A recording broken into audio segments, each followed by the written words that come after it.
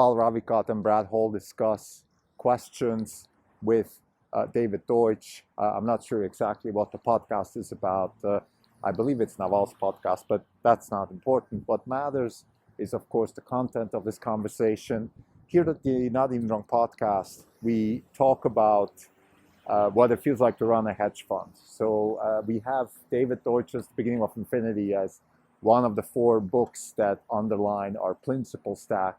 In other words, sort of the underlying structure of our thinking, the way we operate as hedge fund managers is based on 4 books, and the principle stack is derived from there. And one of them is The Beginning of Infinity. For new listeners or for people who want to brush up, just go back to the history of our podcast. You'll find very thorough explanations of the principle stack and all the other books. I don't want to talk about this now. We want to focus on David Deutsch and The Beginning of Infinity. David Deutsch is a thinker, philosopher, and physicist. He has made important innovations in theory and also in practical applications for things like, crypto, quantum cryptography, for example.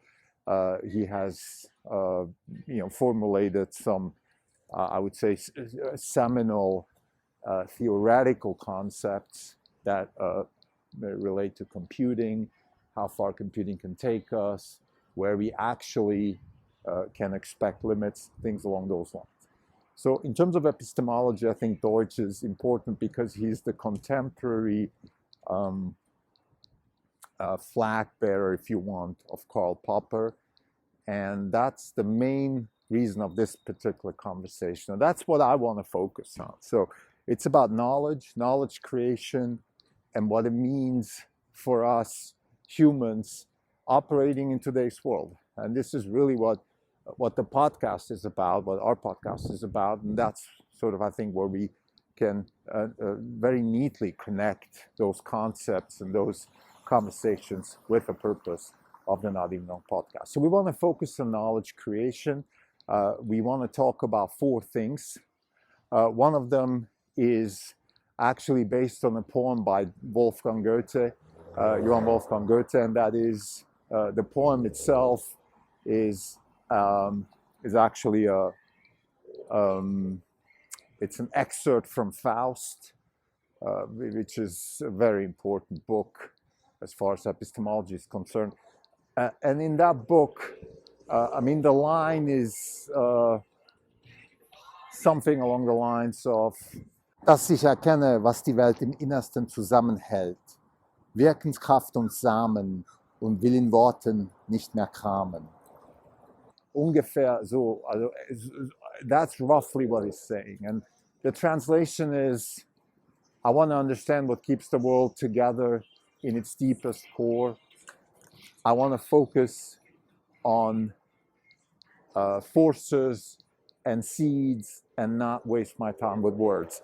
And this is the first thing that I want to talk about here, which comes across in the conversation, in David Deutsch's conversation, and that is that knowledge creation is not about words and definitions. Knowledge creation is a set of explanations that are tested against nature. Physics is the ultimate arbiter. The second thing I want to discuss is that if that is the case, then how do we solve a tautology problem, which is, well, physics is, yes, there is such a thing as physics, which we humans derive from nature. We call it physics. And the laws of physics are the operation of nature that we humans understand. But isn't that theory law? And isn't that words? In the end, what is nature actually? For us humans, nature is what we understand. And that, therefore, I just feel like there's a circle reference here that I need to discuss a little bit more. I think the third point I want to make is actually the biggest insight into this conversation is that Popper gave up on authority the same way that the Enlighteners gave up on authority. And when I say gave up, this is a very important, subtle remark. They're not getting rid of it. They're not fight. This is not the French Revolution and the guillotines.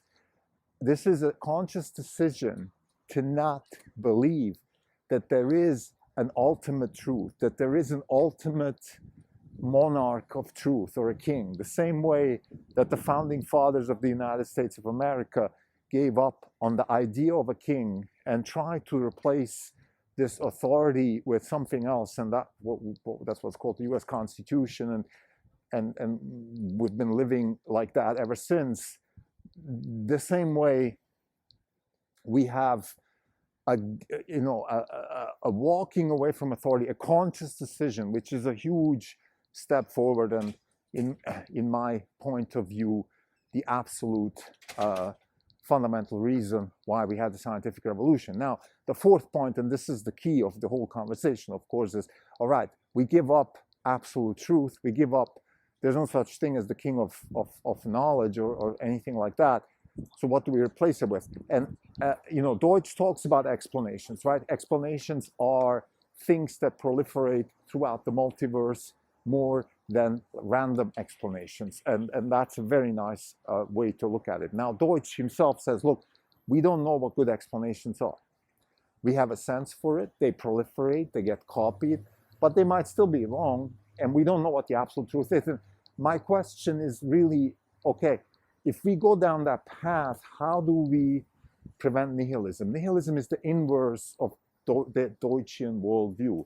And if we believe in one, we kind of have to believe in the other one too. In other words, you can't stand behind optimism in the Deutschian sense and then refute nihilism. It's kind of the same thing. It's the same, those are two sides of the same coin. And how we do prevent that? So if we don't have an absolute truth, and if we don't even know what is the truth, well, how do we then convince our compatriots to believe in science as practiced by David Deutsch, as practiced under the recommendation of David Deutsch, which is find solutions, better solutions for problems, find explanations, test explanations. Don't test the predictions, test the explanations, all of these good things. But how do I explain to the professor of gender science at Yale University, who might be legitimate or not, how do I know that is not science? Because they might say, well, there's no absolute truth. We don't even know what the right explanations are. So maybe I am the next Max Planck. Maybe I am actually on the verge of changing the course of science in a Thomas Kuhnian way. And in this conversation, actually, Deutsch refutes Thomas Kuhn, says that is not the right way to think about it. And his answer to all these questions, the way I understand it, is that he thinks, or he says, that good explanations are rooted in the theories that came before us, and that they're sort of improvements. Newton improved on Kepler, Einstein improved on Newton, and so on and so forth. So this is a Not Even Wrong podcast. It's August 12, 2023. This is Krim Zelko. Since the last update, we're down 18%. The market's down 2%. For the year, we are up 106.7%. The market is up 16.5%. We're outperforming by 90.2%. Before I go into the conversation, just an update on the markets. Our predictions, unfortunately, have materialized, which is that we have to endure drawdowns because of the situation in the treasury market and the sell-off in the treasury market, which means higher 10-year rates, which drive down, basically make money more expensive across the world and pulls money from growth stocks such as Tesla, Nvidia. Nvidia has seen a drawdown for like 15% from its recent peaks. That has been also driven a little bit by supply constraints. So the company is literally supply constrained in the sense that the demand is the demand is there, but we have issues with supplying that demand. So growth concerns are emerging, and whenever that happens, of course, there's also the risk of competition. So if Nvidia can't deliver, well, then somebody else will step in, AMD, Intel, and so on and so forth. So those are the main stories. I think we're still in this drawdown phase. like we said, we will have to see some fundamental improvement in the business. For example, better car sales in China, higher insurance numbers in China. We could see, some breakthroughs on the energy business in the U.S. Maybe better numbers in Europe. I mean, the U.S. is doing fine as far as sales is concerned. And then we have the Cybertruck launch, of course, which is a huge, big driver of optimism for the stock, and also fundamental, of course, development. And lastly, as far as Tesla is concerned, of course, we always have the AI side of things, where we have hopefully continuous improvement of the FSD. Now let's talk about this conversation between Naval Ravikant, Brett Hall with David Deutsch. So Naval and Brett are conversing with Deutsch, just to be clear about that. And for new listeners, why are we talking about these types of philosophical questions on this podcast? We've said many times that reading is not just a pastime of hedge fund managers. Reading is the business, because we're in the knowledge business. We need to expand our minds. We need to find ways to think about reality. And the purpose of this podcast is to give people a sense for what it feels like to run a hedge fund. So this is what it feels like to run a hedge fund. Now, we're in the business of wealth creation. Wealth is wealth is actually not just related to freedom and knowledge creation. These are all the same things, just different words for the same thing. So knowledge is an underlying vector that drives wealth. Wealth is an underlying vector that drives knowledge. And all of these things are vectors that drive freedom, and freedom drives all of these things. So we've talked about this also in the past. Please go back to listen to those episodes. We want to focus on this conversation. So the 4 points, we want to start with knowledge as a sort of, okay, what's the actual process? This goes back to the Enlightenment, which is actually, right now, that's what we're doing in terms of reading. We are reading The Enlightenment by Richie Patterson, a massive tome on the ideas of the Enlightenment. It's not a history book in a sense. It doesn't say, oh, well, in 17 such and such, this one did this and this one did that. None of that stuff. It's a lot more about literature and the actual sense and the sensibility of the people in the Enlightenment, which is, I think, it's a great book. And it ties together with this conversation, because whatever David Deutsch talks about, whatever his ideas are, and the epistemology that we talk about today, they're all rooted in the Enlightenment. Now, what was the Enlightenment? It is giving up on authority of the church and embracing the senses. Empiricism as a sort of fundamental force of knowledge creation. That's why I mentioned Faust's poem, or the excerpts from Faust. Dass ich erkenne, was die Welt im Innersten zusammenhält, Wirkenskraft und Samen, und in Worten tue ich nicht mehr kramen. Translation is, I want to understand what's keeping the world together deep in its core. I want to focus on the forces and the seeds and not waste my time with words. This is a poem written sort of early 18th century, and it I think encompasses the sensibilities of the Enlightenment that are still relevant today, which is, what are we actually focusing on, right? And what Goethe is saying is, I don't want to waste my time with words. This goes actually to the core of the Popper-Wittgenstein controversy in the famous, I think, put down in the famous book, Wittgenstein's Poker. And that is when apparently Wittgenstein got really angry. Well, it's Popper's poker. I'm not sure. One of them took up the poker, the sort of fireplace poker, and got really violent because they got so angry. The controversy is about definitionism, about focus on vocabulary as a tool for science, when in fact it's not. It's a tool, certainly, but it's not the only tool. Actually, I should rephrase that. I'm sorry. What I mean is, of course, we need language and words to communicate. Language in mathematical terms, or language in linguistic terms, English, Mandarin, whatever it may be. we need some way to communicate. Otherwise, we don't have social knowledge, and that is certainly a big factor of the human race advancing itself is to share knowledge. So we have to find a way to share knowledge, right? And that's what language is all for. But language is not knowledge creation. It's not equal. And Goethe, in his poem, is addressing that. Goethe certainly doesn't have all the answers to what actually knowledge creation is. But in Faust, he criticizes rational thought as the only source of knowledge and the dangers of relying on only rational thought.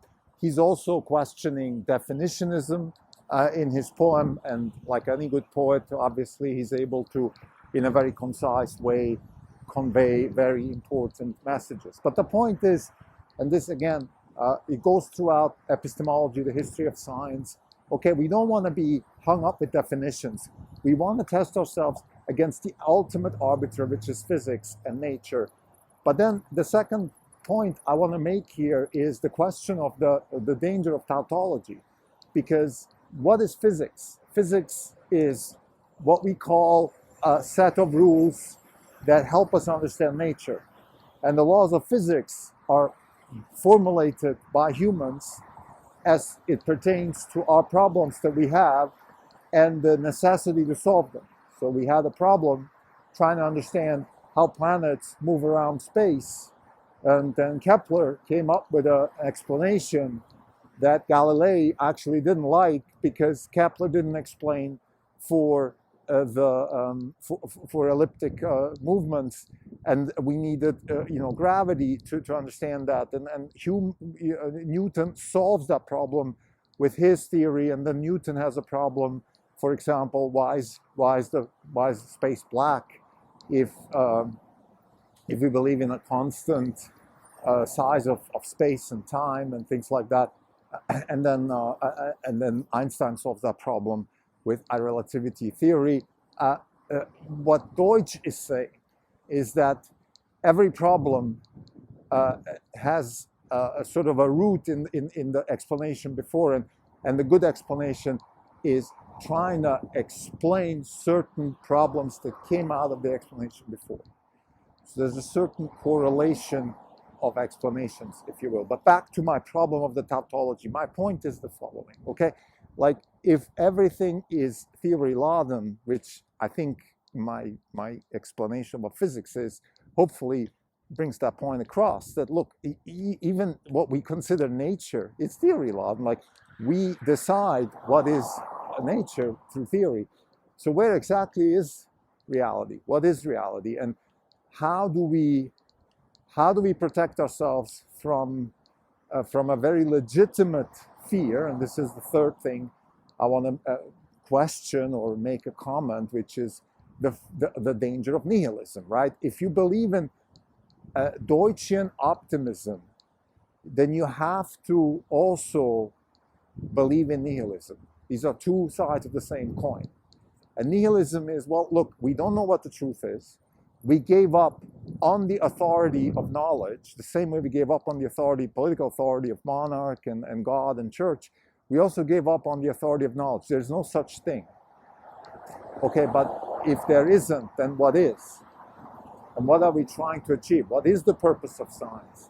Those are very difficult questions to answer if there is no absolute truth. If we're not looking for the truth because we will never find it, then what are we doing? And the fourth point, I think Deutsch is trying to say, well, we are just in the business of finding better explanations. By the way, explanations are not the same thing like predictions. That's very, very dangerous, this distinction he makes. That it's a very important takeaway from this conversation.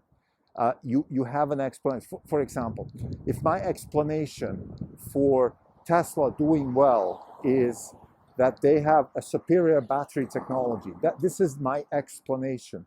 The way I can test that is ideally if I use several battery technologies and then I see which one actually sells better. And if the one that they have today sells better, then I can test my explanation. However, if I just say, look, Tesla is a better battery technology, and therefore their sales are going up and they're growing more than everybody else. And this is proof that Tesla's battery technology, that is dangerous, because all the Tesla sales are showing today is measuring the success of Tesla. They're not testing the explanation. So this is just as a side note here. I think this distinction between testing for explanation versus testing a prediction is very, very crucial in science, and something that I certainly will take away as one of the biggest learning points here when I talk to scientists. And this is very important for all you hedge fund managers out there, or people who are thinking of getting into the business of wealth creation. If you want to be a technology investor, you better be very, very clear about what is a prediction and what is an explanation. And most of a technology lives in the prediction space. So they say things like, well, Uber is doing well because they have a superior app, and I predict their sales are going to do well. And because their sales are doing well, the explanation for why they're doing well, which is they have a superior app, is tested and therefore true. I mean, this is nonsense. These are tautologies. And I use the Uber example deliberately because Uber, in my point of view, is one of the best examples of how technology investing can go astray, how billions can be lost on false promises. And I'm not even saying that the company is fraudulent or anything. It's just completely looking at the wrong place and not understanding how flawed the business of Uber is. Now, again, this is a tangent. One of the biggest investment cases for Silicon Valley, unfortunately, in the last decades, has become, well, it might not work in this particular use case, but somehow there's some knowledge here, something will come out of it, and maybe they can be acquired by somebody else. For example, recently there was rumors, or people, not rumors, but people were saying Tesla should acquire Uber. Clearly, that's sort of the sign of the last inning of investors giving up on the idea that Uber can ever be a standalone successful business. But there's still knowledge and something and customers and blah, blah, blah, and therefore they might be able to sell the company. So again, closing the tangent back to David Deutsch. It's important to understand, okay, we've just been building a case now for what science is, and we've then asked the question, okay, if science is a continuous solving of problems and never really reaching any absolute truth, there is no such thing, then what are we even doing it for? Now, Deutsch is not answering this question explicitly, and that's fine, that's not on him, he can't. What he's trying to do is help us better guide our resources in the scientific community, and that is through embedding explanations in problems that come from explanations before. So he's respecting the whatever came before. He is vehemently against the revolutionary idea that I think somehow is being associated with Thomas Kuhn's The Structure of Scientific Changes or something along those lines. I forgot the exact name of the book, where he's saying, okay, there's every now and then something new comes up, and then everything else is sort of old cold coffee. And that is being used in today's academic world, which is infested with totalitarian thinking, and unfortunately infested with all kinds of coercion type tendencies. So people are just using that argument very often. So again, the famous sort of gender study professor who says, look, I decide that the exploitation of women is actually a science, and if you don't believe that, you're just a sort of pre-Thomas Kuhnian paradigm hugger, and this is just a new paradigm, so shut up. And Deutsch is saying, no, that's wrong. Good explanations, good science is always embedded in the explanations and the problems that arose from those explanations prior. This is how science works, and this is how progress works. The other stuff just doesn't work. And we're back, we're circling back. What does it mean to work? Well, it only works if you test yourself against nature. And I think lastly, what I want to say is something actually Naval said, which I thought was very important, and that is, he said that the more feedback you get from other people, the more astray you can get, and the more feedback you get from nature, the better you are, the more aligned you are with truth and knowledge and truth. And another point that Naval makes and Deutsch sort of makes That is the idea of the multiverse. And the idea of the multiverse, as it pertains to epistemology, is that what are good explanations, what is good knowledge, well, it's the kind of stuff that proliferates throughout the multiverse. So it copies itself, not just in our universe, but in the multiverse. And the random stuff, which is by definition, by Deutschian definition, a lot of knowledge is literally random, it's creative, it comes out of nowhere.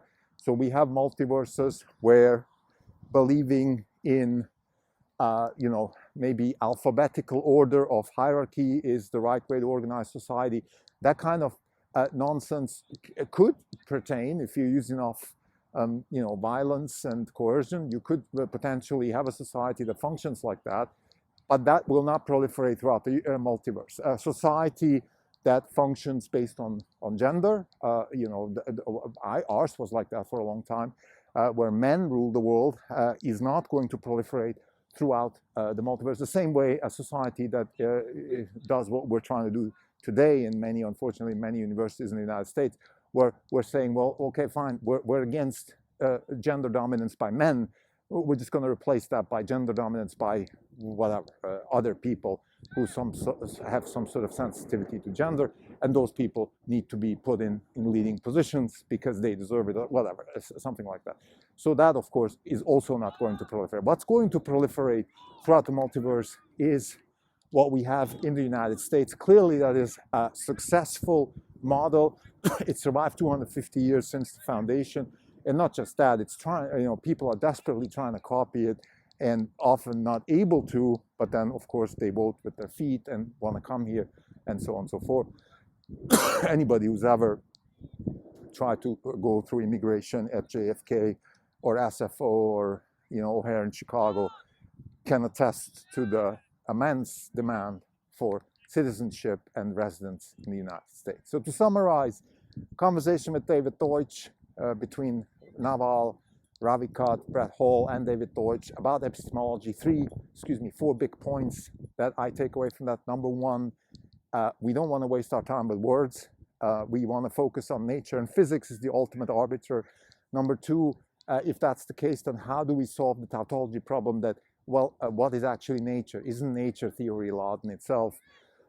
And therefore, we have a problem here, which is that if we want to focus solely on nature and understand what nature is and so on and so forth, then we have to deal with the problem of words describing what nature is. I mean, how do we circumvent that problem?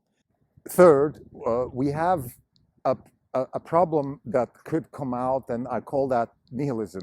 Nihilism is the same thing like optimism. It's two sides of the same coin. Nihilism comes from the idea that we give up on authority in terms of knowledge. So we don't just give up on authority in the church and the monarch.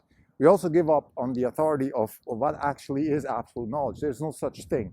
And all we can do is continuously improve our misunderstanding of the world, to paraphrase Wolfgang Pauli. Well, if that is the case, then how do we answer Nietzsche and the nihilism?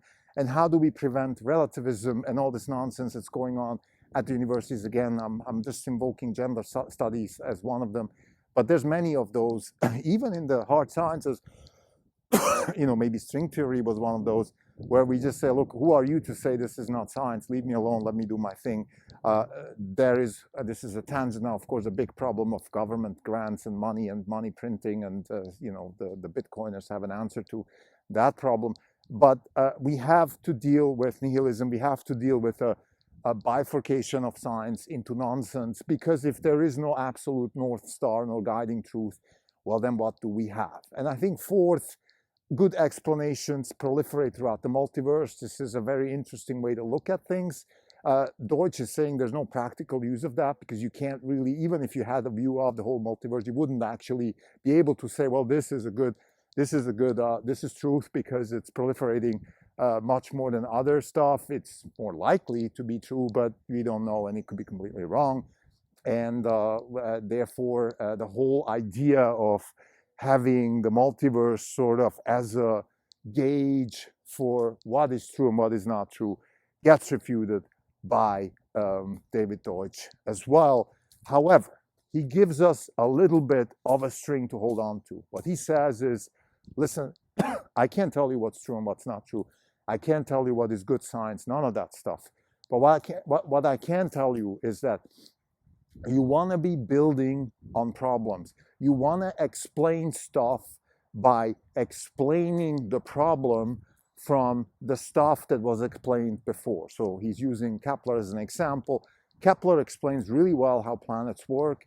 He explains that the sun goes around the Earth goes around the sun, all that stuff. But he's not able to explain elliptical curvature around planets.